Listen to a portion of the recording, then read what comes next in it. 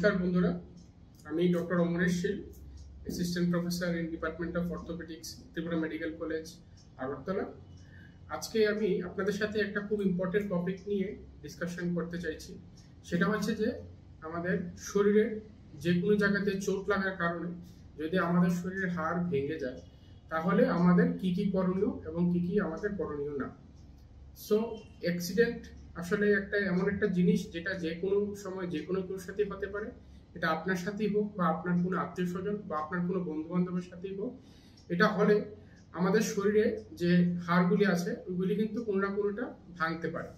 তো যদি কেউ হাড় এভাবে ভেঙে যায়, তাহলে ওর কি কি করণীয়, বা আপনার সামনে কেউ এমন অ্যাক্সিডেন্ট হয়ে গেছে, আপনি দেখতে পাচ্ছেন যে ওনার হাত ভেঙে গেছে বা পা ভেঙে গেছে, তাহলে আপনি ফার্স্ট এড হিসেবে কি কি করতে পারেন সেটা নিয়ে আজকে আমি ডিসকাশন করছি।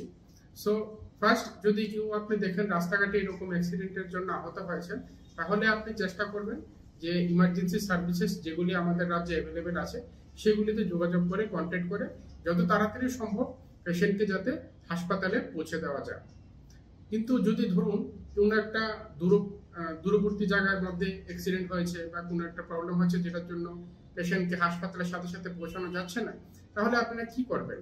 তো যদি কেউ হাত ভাঙে বা পা ভাঙে, তাহলে প্রথম যে জিনিসটা আমাদের করতে হবে সেটা হচ্ছে ওই হাতটাকে বা পাটাকে আমাদের ইমোবিলাইজ করতে হবে। ইমোবিলাইজ মানে ওই হাতের সাথে বা পায়ের সাথে আপনি কোনো একটা স্টিক বা ধরুন কোনো একটা লম্বা ছাতা যেটা আপনার কাছে অ্যাভেলেবেল আছে, বা ধরুন কোনো একটা লাঠি বা কোনো একটা কার্ডবোর্ড বা কোনো একটা শক্ত যে কোনো জিনিস যেটা আপনার কাছে আছে, সেটা আপনি ওই হাতের সাথে বা পায়ের সাথে একটা কাপড় দিয়ে বেঁধে দিতে পারেন, যাতে ওই ভাঙ্গা জায়গাটা বেশি নাড়াচাড়া না হয়। কারণ ভাঙ্গা জায়গাটা যদি বেশি নাড়াচাড়া হয়, তাহলে সেখানে আমাদের রক্তনালী আছে, নার্ভ আছে এবং অন্যান্য মাসেল লিগামেন্ট আছে, সেগুলি কিন্তু আরো আঘাতপ্রাপ্ত হতে পারে। দ্বিতীয় জিনিস আপনারা যেটা করতে পারবেন সেটা হচ্ছে একটু চেষ্টা করবেন যাতে হাত বা পা যেটাই ভেঙেছে সেটাকে একটু উপরে উঠিয়ে রাখার জন্য। যদি আমরা একটু উপরে উঠিয়ে রাখি, তাহলে ওই ফুলাটা কিন্তু অনেকটাই কম হয়। তৃতীয় জিনিস যেটা আপনার করতে হবে সেটা হচ্ছে যে আপনার কাছে যদি কোনো বরফ থাকে, মানে আইস প্যাক থাকে বা এনিথিং যেটা আপনার ঘরে অ্যাভেলেবেল আছে, তাহলে সেটা আপনি আইস প্যাকটাকে ওই জায়গাতে রেখে বেঁধে দিতে পারেন কিছুক্ষণের জন্য, আধা ঘন্টা বা 1 ঘন্টার জন্য। ওইটা থেকে কিন্তু ব্যথা এবং ফুলা দুটোটাই কিন্তু অনেকটা রিলিফ পায়। তারপরে এই ফার্স্ট এইড গুলি দেওয়ার পরে আপনি পেশেন্টকে দ্রুত কোনো নিকটবর্তী হাসপাতালের ইমার্জেন্সি সার্ভিসে প্রেরণ করতে পারেন, বা আপনার এরিয়াতে যে কোনো একজন ভালো অর্থোপেডিক ডাক্তার অ্যাভেলেবেল আছে ওনার কাছে পেশেন্টকে নিয়ে আসতে পারেন, যাতে পেশেন্ট সঠিক চিকিৎসাটা পেতে পারে। এখন এইগুলি হচ্ছে আমরা করতে হবে।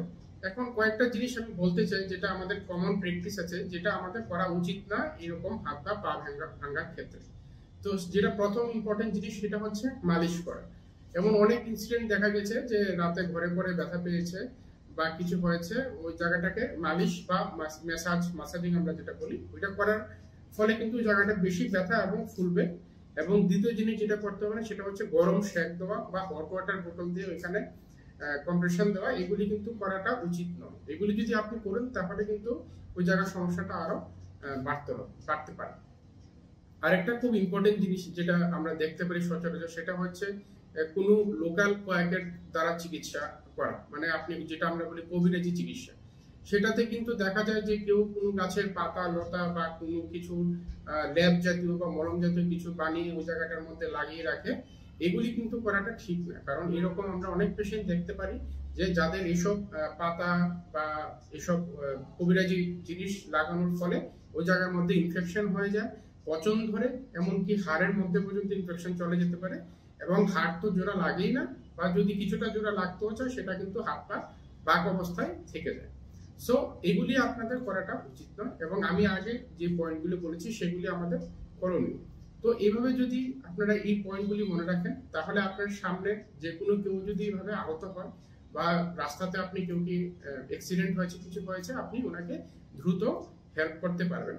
সো এইটাই হচ্ছে আমার আজকের আলোচনার বিষয়। আশা করি সবাই এই আলোচনা থেকে অনেকটাই উপকার পাবেন, এবং অসংখ্য ধন্যবাদ সবাইকে।